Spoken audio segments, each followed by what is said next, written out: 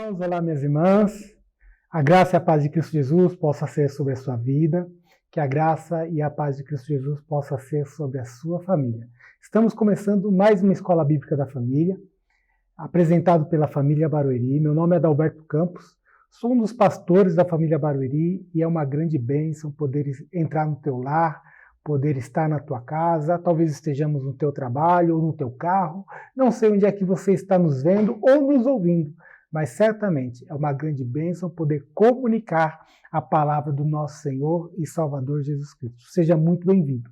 Nossa oração é para que a palavra do Senhor encontre lugar no teu coração. Por isso e para isso, dedicamos as nossas vidas, para que a palavra de Deus, esse instrumento de Deus, encontre lugar no teu coração, te mudando, te moldando conforme o bom e excelente propósito do nosso Senhor e Salvador Jesus Cristo.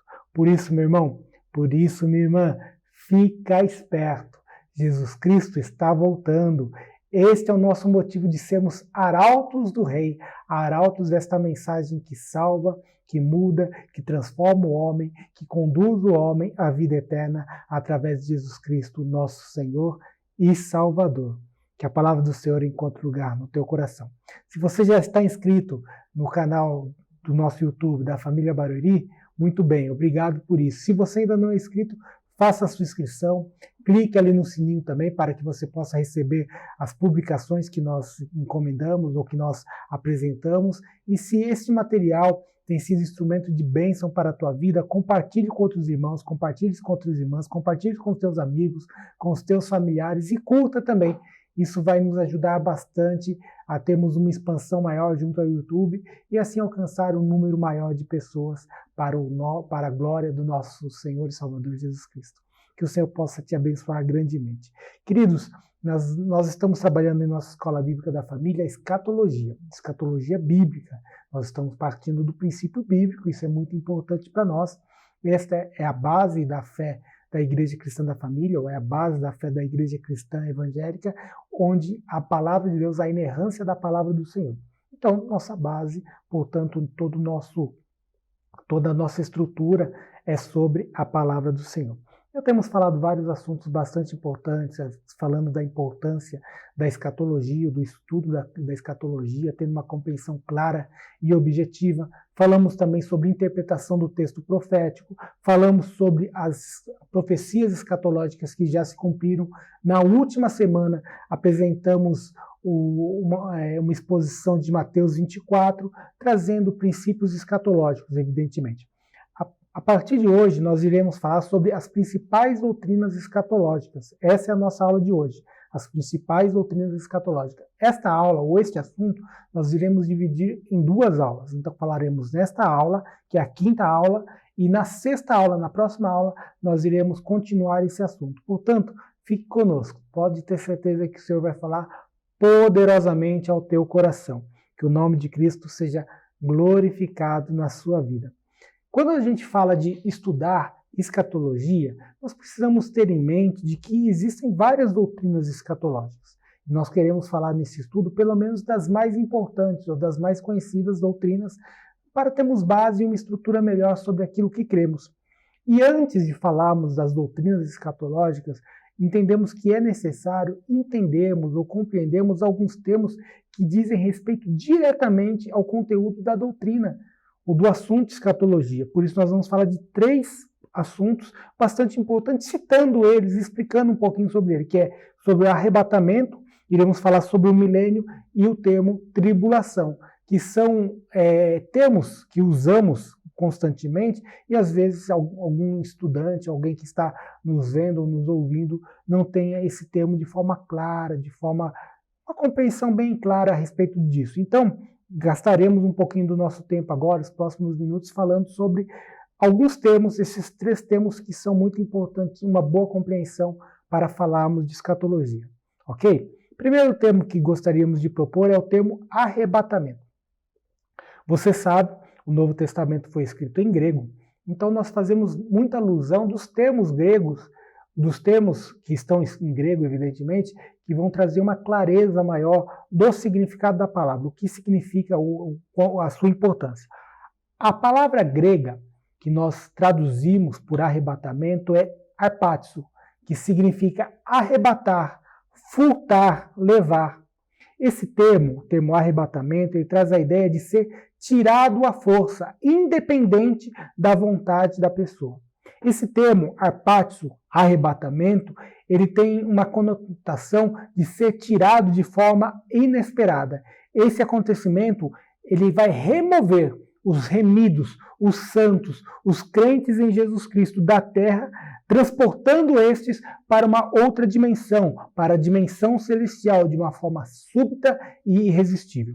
Na primeira carta que o apóstolo Paulo escreve aos Tessalonicenses, no capítulo 4, versículo 16 e 17, diz assim: porquanto o Senhor mesmo, dada a sua palavra de ordem, ouvida a voz do arcanjo e ressoada a trombeta de Deus, descerá dos céus, e os mortos em Cristo ressuscitarão primeiro. Depois, nós os vivos, os que ficarmos, seremos arrebatados juntamente com eles, entre nuvens, para o retorno do nosso Senhor nos ares, e assim estaremos para sempre com o Senhor.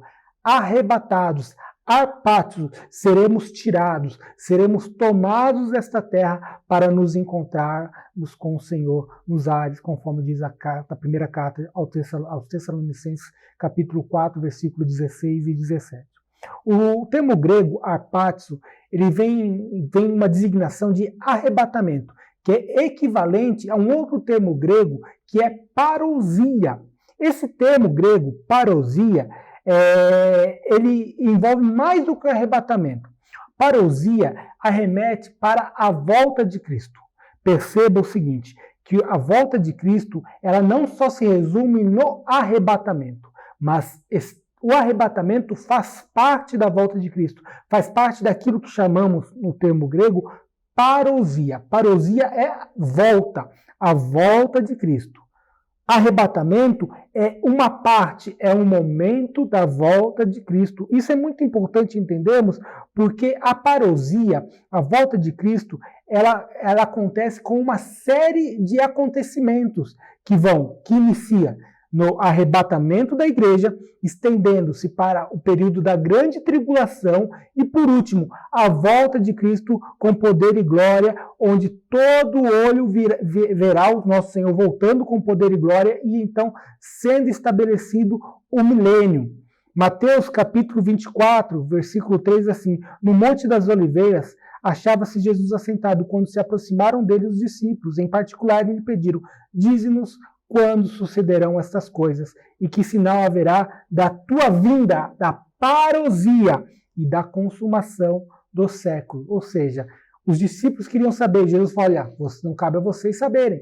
E Jesus começa a falar, ali nós falamos bastante sobre isso na última aula, tratando ali o capítulo 24 de Mateus, e nós expomos este versículo, expomos este estudo a respeito deste assunto. Portanto, Jesus apresenta os princípios das dores, Jesus apresenta ali toda a conotação da parousia, da sua volta, e ali, naquele momento, ele vai falar só no finalzinho do capítulo 24, conforme expomos, falando a respeito do arrebatamento. O tempo do arrebatamento da igreja, ele é bastante debatido, conforme nós vamos falar a seguir, por isso as principais doutrinas escatológicas. É importante notar que o termo arrebatamento, ou arpatzo, é um termo exclusivo do Novo Testamento. O Antigo Testamento ele não trata sobre esse assunto. Por quê? Porque o Antigo Testamento ele está tratando com um ato exclusivo para Israel, estendendo, evidentemente que se estende à sua igreja, mas está tratando com Israel. Já o Novo Testamento ele está tratando com a sua igreja. O arrebatamento é um acontecimento que alcançará ou contemplará a igreja de Cristo. Para Israel está reservada a questão, o final da parousia, incluindo ali a grande tribulação, conforme falaremos a seguir.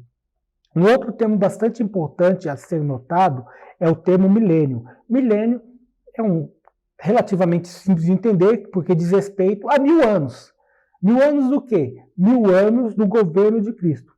Diferente do arrebatamento, o milênio ele é citado tanto no Antigo Testamento como no Novo Testamento, não tendo referência no Antigo Testamento, trazendo a respeito do reino, especificamente trazendo referência ao reino de Deus. O milênio significa o governo de Deus, o reino de Deus, o domínio de Deus que acontecerá após a volta de Cristo, instaurando ali o milênio.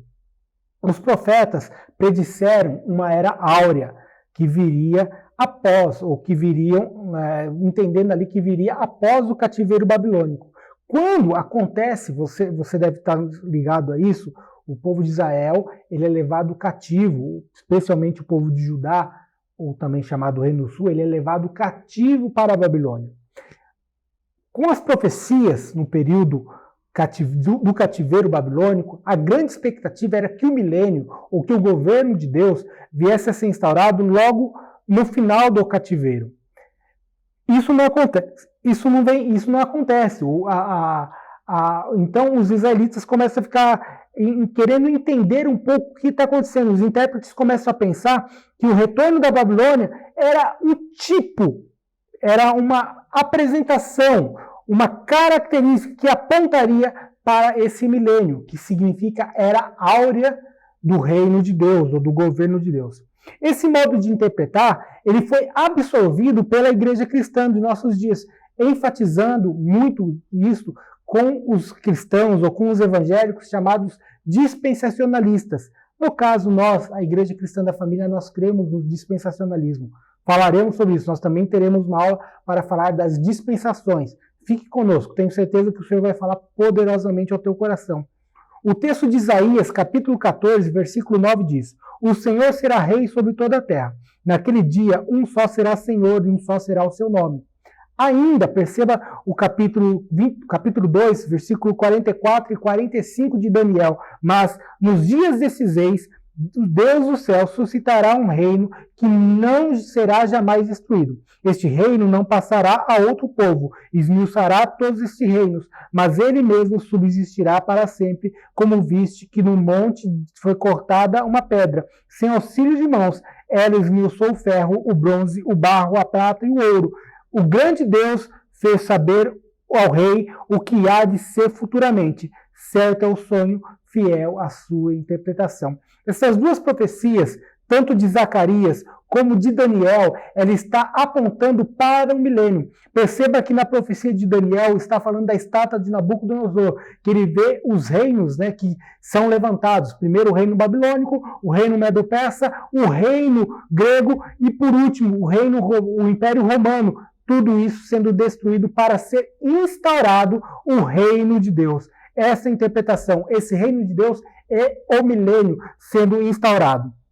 A única menção clara que nós temos a respeito do milênio no Novo Testamento, ele fica no 20º capítulo do livro do Apocalipse. Ali esse período coincide com um período chamado, tratando ali também da prisão de Satanás. Então, no milênio, Satanás será preso. Observe Apocalipse capítulo 20, versículo 2 ao versículo 7. Ele, o anjo que descera do céu, segurou o dragão, a antiga serpente, que é o diabo, Satanás, e prendeu por 1000 anos. Lançou-o no abismo, fechou e pôs selo sobre ele, para que não mais enganasse as nações, até se completarem os 1000 anos. Vi ainda as almas dos decapitados, por causa do testemunho de Jesus, bem como por causa da palavra de Deus, tantos quantos não adoraram a besta, nem tampouco a sua imagem, e não receberam a marca na fronte e na mão, e viveram e reinaram com Cristo durante 1000 anos. O restante dos mortos não reviveram até que se completassem os 1000 anos.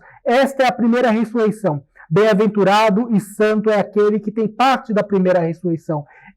Sobre esses, a segunda morte não tem autoridade. Pelo contrário, serão sacerdotes de Deus e de Cristo e reinarão com ele os 1000 anos. Quando, porém, se completarem os 1000 anos, Satanás será solto de sua prisão. Apocalipse, capítulo 20, versículos 2 ao versículo 7, apresenta de forma clara os 1000 anos do governo de Cristo, onde Satanás é preso e, no final, Satanás é solto. Nós vamos falar um pouco sobre isso quando falarmos sobre personagens escatológicas. Então, Continue assistindo nossos vídeos, continue participando das nossas aulas, certamente o Senhor vai esclarecer muitos pontos que talvez estejam obscuros para você. Pensem, entendam que quando falamos de escatologia, nós não estamos tratando em uma única aula, mas nós vamos tratar ali em pelo menos 12 aulas, iremos falar sobre esse assunto e vamos montando esse quebra-cabeça, ok?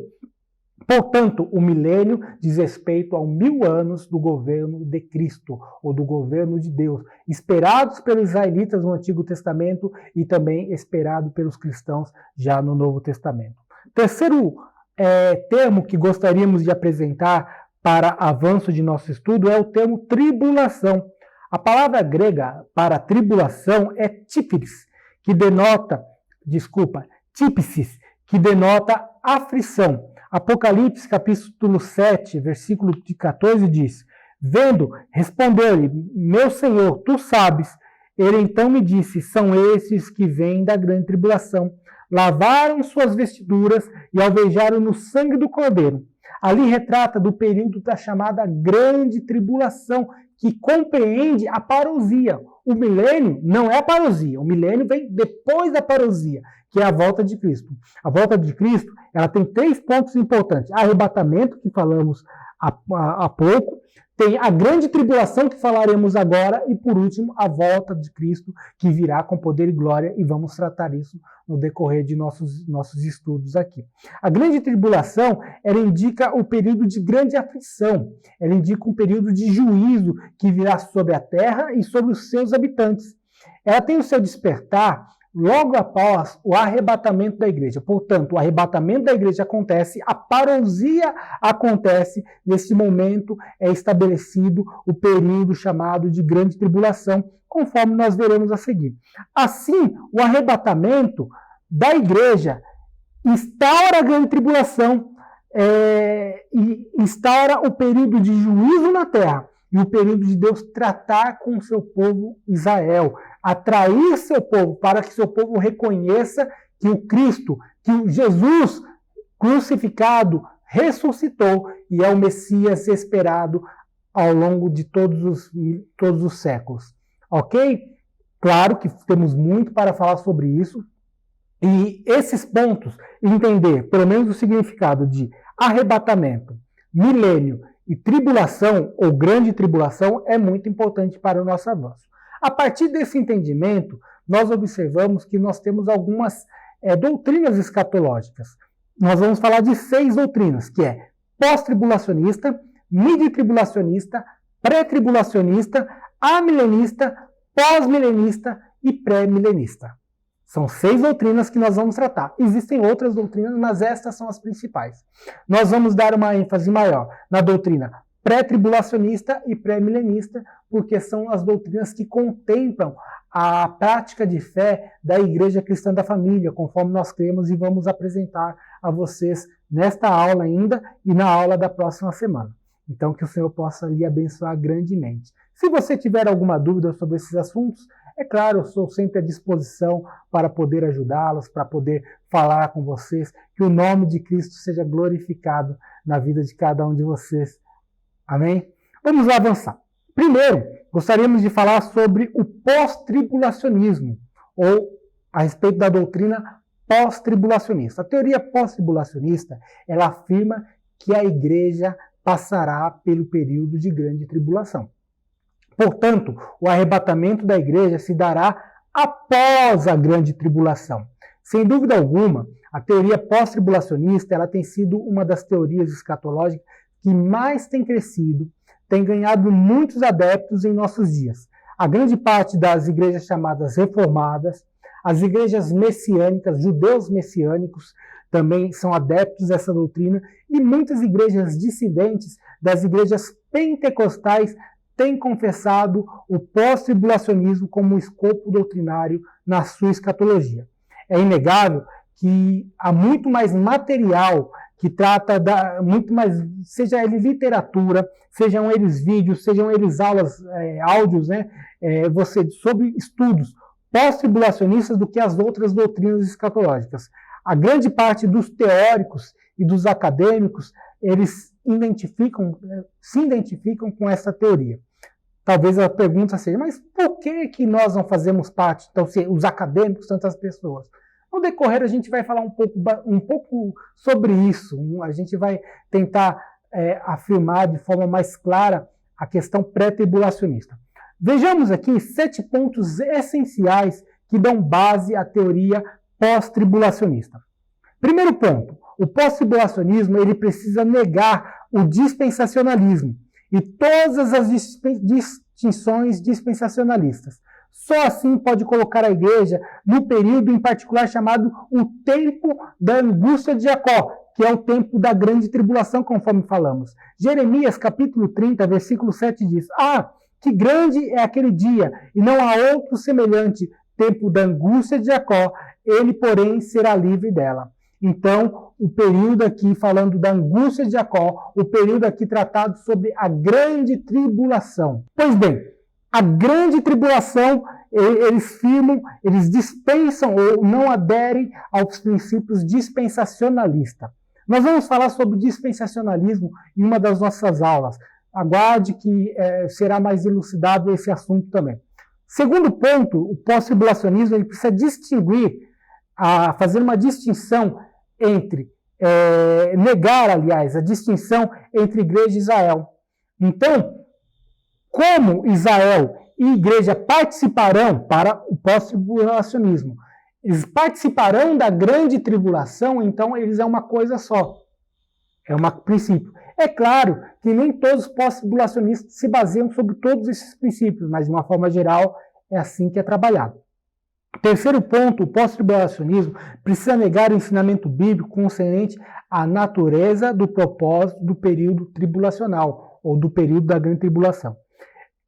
Embora as escrituras usem o termo como ira, julgamento, indignação, provação, problemas e destruição para descrever e declarem que o propósito divino para esse período é derramar juízo, julgamento sobre o pecado, sobre os ofensores, a posição de negar o ensinamento da palavra é essencial, ou seja, eles negam o princípio da grande tribulação como algo de juízo para as nações, e não apenas para as nações, mas para Israel, para atrair Israel a Deus. O pós-tribulacionismo precisa negar as distinções observadas nas Escrituras entre arrebatamento e o segundo advento. Ou seja, a vinda de Cristo para o pós-tribulacionista se dá numa fase só. É até um pouco complicado, eu confesso que eu sinto um pouco de complicação de explicar por que acontece o arrebatamento, a igreja sobe e já desce logo na sequência. Então, eles fazem dos dois acontecimentos, o arrebatamento e a vinda de Jesus, como uma coisa só. Então, é muito claro, acontece o arrebatamento e, na sequência, 7 anos depois, a volta de Cristo com poder e glória, conforme iremos falar mais a seguir. O pós-tribulacionismo precisa negar a doutrina da iminência de que o Senhor pode voltar a qualquer momento, substituindo pelo ensinamento de que vários sinais devem se cumprir antes que o Senhor possa vir. Nós falamos sobre sinais. Haverão sinais da volta do nosso Senhor. Isso é claro. Mas o pós-tribulacionismo ele nega a iminência, ou seja, eles conseguem, se certas profecias têm que acontecer, você marca. Vou dar um exemplo. Se o anticristo se manifesta agora, nesse exato momento, estou gravando esse material dia 7/5/2021.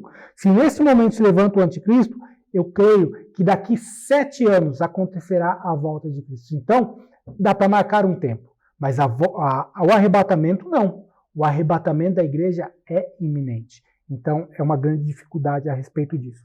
O pós-tribulacionismo ele precisa negar qualquer cumprimento da profecia de Daniel, capítulo 9, versículo 24 ao versículo 27, que ali estão tratando das 70 semanas de Daniel.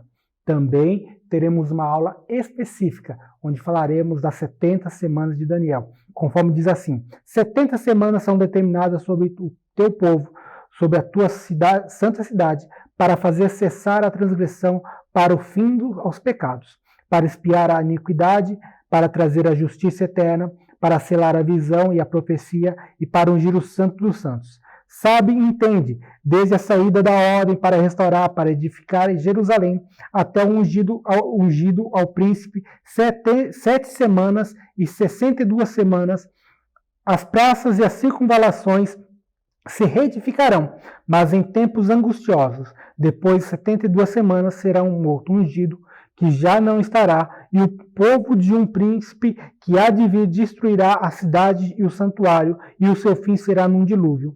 E até o fim haverá guerra, desolações são determinadas. Ele fará fina aliança com muitos, por uma semana, na metade de uma semana, fará cessar o sacrifício e a oferta de manjares, sob a asa das abominações, virá o assolador, até que a destruição que está determinada se derrame sobre ela. O pós-tribulacionismo alega que isto é um cumprimento histórico, que isto já aconteceu.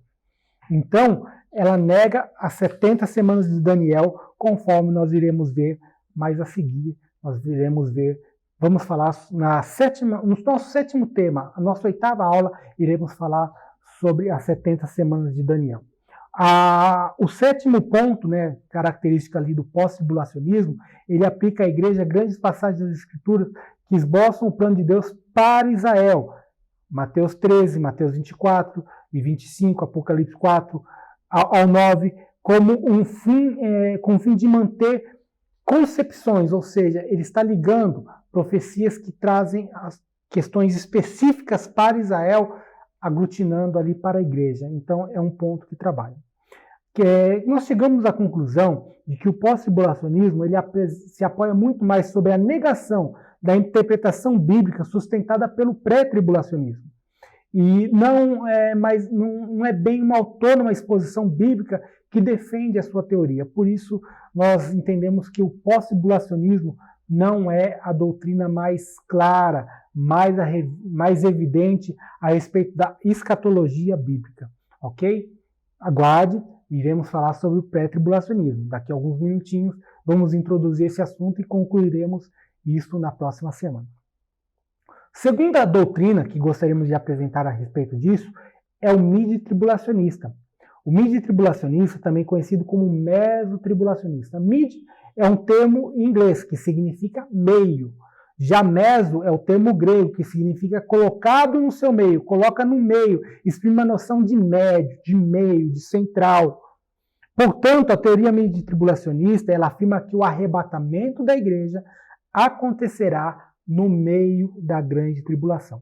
Uma vez que a grande tribulação terá uma duração de 7 anos, falaremos bastante sobre isso ao falarmos das 70 semanas de Daniel, o arrebatamento da igreja ela vai acontecer no final da primeira metade da grande tribulação, ou seja, no final de 3 anos e meio da grande tribulação. Em sua teoria, a igreja ela suporta ou vai suportar os acontecimentos os primeiros acontecimentos da tribulação. E já a teoria midi-tribulacionista, ela não retrata a ira de Deus, ela trata que a ira de Deus será derramada na segunda metade da grande tribulação. Então, a igreja é arrebatada para não sofrer a ira de Deus que será derramada com todo o seu ímpeto, vamos dizer assim, na segunda parte da grande tribulação. Em consequência disso, acontece então o arrebatamento da igreja, em consequência disso, a ira de Deus é derramada. Essa teoria ela afirma que o arrebatamento acontecerá no soar da última trombeta, junto com a ascensão das 2 testemunhas do Apocalipse, capítulo 11. Vamos ter uma aula também que falaremos sobre personagens da escatologia. Iremos contemplar as 2 testemunhas do Apocalipse. Aguarde e participe, certamente o Senhor vai falar com você. A teoria midi-tribulacionista, ela compartilha da teoria pré-tribulacionista, que afirma que o arrebatamento da igreja é um acontecimento distinto da segunda vinda. Pós-tribulacionismo, lembram?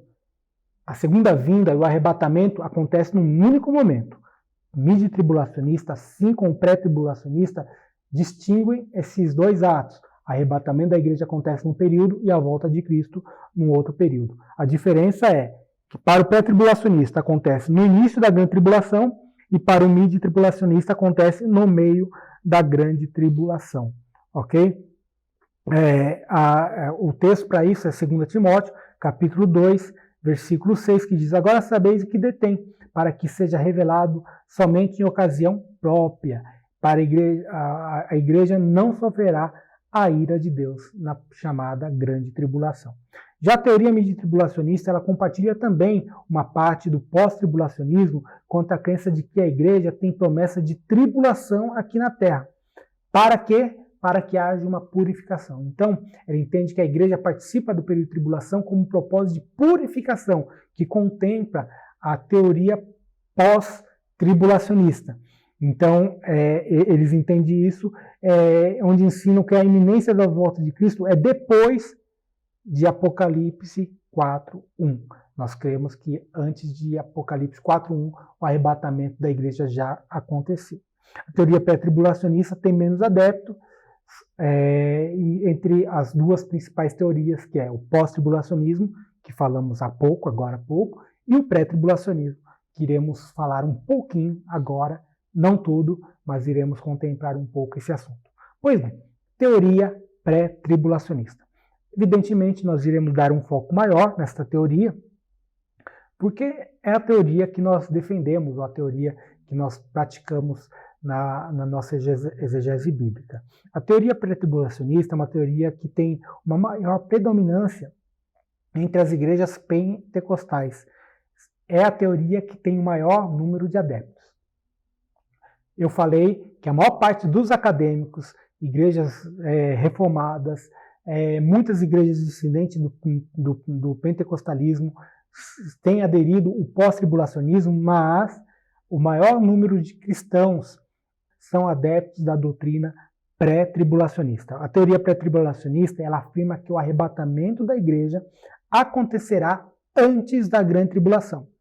E o momento da grande tribulação será marcado. Então, acontece o arrebatamento, inicia-se o período de grande tribulação que marca a 70ª semana de Daniel. Falaremos disso na nossa 8ª aula, será o nosso 7º ponto a ser abordado.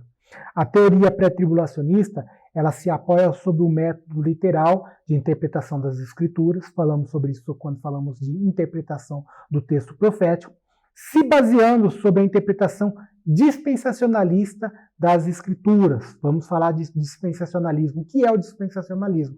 É as eras da história, desde a fundação da Terra até a nossa era, ou até a era que há de vir, que é para o arrebatamento da igreja, ou para a vinda do Messias, a volta do Messias. Ainda um ponto importante para o pré-tribulacionismo é a separação entre igreja e Israel, estabelecendo sobre o plano distinto de Deus para cada um desses grupos. A igreja é um ministério que não é um mistério, aliás, que não foi revelado no Antigo Testamento, e esse mistério está ligado com o plano de Deus junto a Israel, devido à rejeição messiânica de Israel na primeira vinda do Messias. Israel negou o Messias, então Deus tem um plano para que Israel possa abraçar, ser contemplado pelo Messias, o Cristo de Deus. O plano de Deus se completa com o arrebatamento da igreja, e o plano se completa para a igreja. O plano de Deus se completa para a igreja no arrebatamento da igreja, e o plano de Deus se completa para Israel no final da grande tribulação. E já no final da grande tribulação, Deus completando o seu plano para a igreja no arrebatamento, contemplando o seu plano para Israel. No final da grande tribulação, Deus irá contemplar o seu plano universal com o advento do milênio. Então, até a grande tribulação, plano de Deus para a igreja. Na grande tribulação e até o seu final, plano de Deus para Israel. Pós a grande tribulação, plano de Deus para o mundo, ali instaurando o reino de Deus, o milênio de Deus. Vamos ver alguns argumentos que nos dão base para a teoria pré-tribulacionista. São eles, primeiramente, conforme já falamos, é a utilização do método literal de interpretação das Escrituras. Com isso, nós podemos ver a instauração literal do reino de Cristo na Terra e o cumprimento das profecias do Antigo Testamento no desencadear dos acontecimentos escatológicos. Segundo o método literal de interpretação, é impossível não concluir que a igreja será arrebatada antes da 70ª semana de Daniel. Esse assunto é muito importante estudarmos, por isso iremos contemplar sobre isso. O nosso segundo argumento é que a interpretação literal de Daniel 9, 20 a 27, as 70 semanas de Daniel, isso é fundamental para estruturarmos a teoria pré-tribulacionista, onde observamos o tracejado do plano de Deus para Israel. Aguarde, na 8ª aula falaremos sobre isso. Terceiro argumento, muito importante também, é a natureza distinta entre Israel, entre a igreja, em comparação com Israel.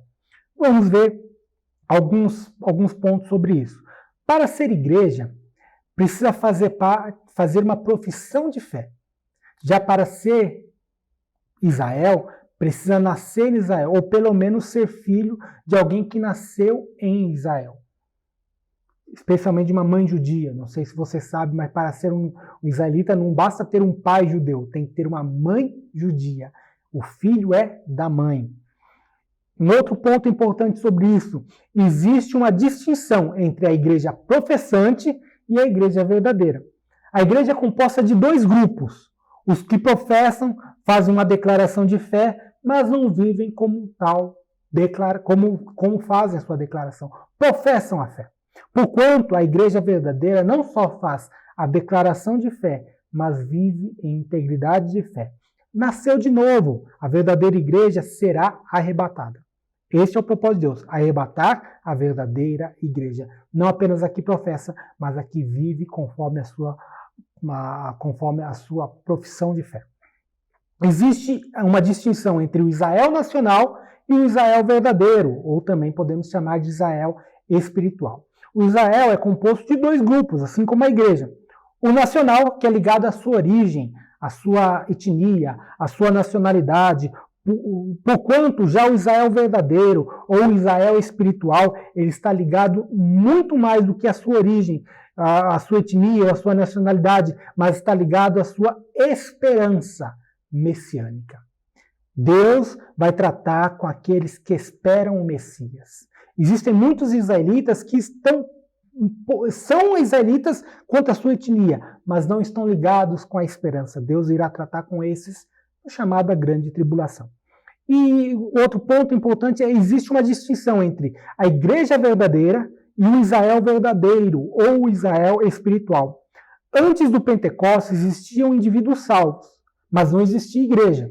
Eles faziam parte do Israel espiritual, não da igreja. Do Israel espiritual, por quê? Porque eles esperavam o Messias. Quando vem o Pentecoste e ao entendimento ali da vinda do Messias, que o Messias já veio, após o Pentecoste, agora Deus está tratando com a igreja. Depois do Pentecoste, até o arrebatamento da igreja, nós encontramos a igreja, o corpo de Cristo, mas não encontramos o Israel espiritual. O Israel espiritual cessou ali quando Jesus veio, porque a esperança estava marcada ali. Agora Deus está tratando com a sua igreja verdadeira, preparando ele para após o arrebatamento da igreja. Na grande tribulação, Deus tratar com Israel. Depois do arrebatamento, não encontramos mais a igreja, mas encontramos novamente o Israel verdadeiro ou o Israel espiritual. É muito importante notar que o arrebatamento não retira todos os que professam a fé em Jesus, mas apenas os que nasceram de novo.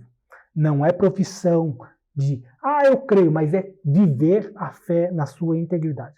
A porção de descrentes da igreja visível, juntamente com a nação de Israel, ou o Israel verdadeiro, ou o Israel espiritual, que está guardando o Messias, serão tratados no período de grande tribulação. Quarto argumento, a igreja é um mistério que não é revelado ou que não foi revelado no Antigo Testamento, sendo revelada somente no Antigo Testamento. Deus revelará para os judeus que os gentios seriam... Deus revelara, aliás, tem um acento aqui. Deus revelara aos judeus que os gentios seriam abençoados por causa da promessa destinada ao povo judeu. Lembram de Gênesis 12:3? Abençoarei os que te abençoarem e amaldiçoarei os que te amaldiçoarem. Em ti serão benditas todas as famílias da terra. Deus falava isso para quem? Para Abraão. Falando para Abraão, vou abençoar todas as famílias da terra. Perceba que o mistério da igreja está escondido ali, e Deus somente vai revelar isso no Antigo Testamento. No entanto, o fato de Deus fazer de judeus e gentios um só corpo somente é revelado no Novo Testamento, conforme nós observamos em Colossenses, capítulo 1, versículo 26 e 29.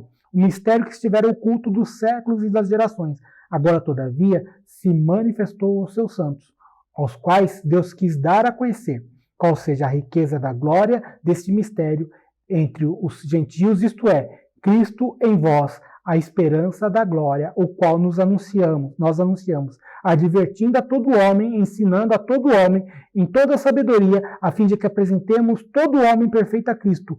Para isso é que eu também me afadigo, esforçando-me o mais possível, segundo a sua eficácia, que opera eficientemente em mim. Agora o mistério das famílias, das nações sendo alcançadas, está manifesto no Novo Testamento. O plano reservado em mistério no Antigo Testamento só fora revelado após a rejeição de Israel. Quando Israel rejeita o Senhor, conforme Mateus 12, 23 e 24, todavia a multidão se admirava e dizia: este porventura é filho de Davi?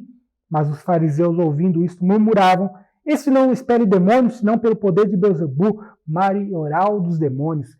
Israel rejeita o Messias, rejeita Jesus. E agora, em Mateus 16, 18, também eu te digo que tu és Pedro, e sobre esta pedra edificarei a minha igreja, e as portas do inferno não prevalecerão contra ela.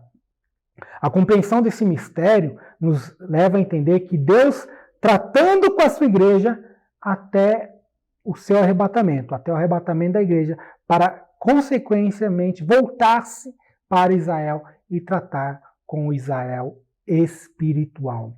Estas são bases do pré-tribulacionismo. Nós iremos falar de mais uma base muito importante para isso na próxima aula.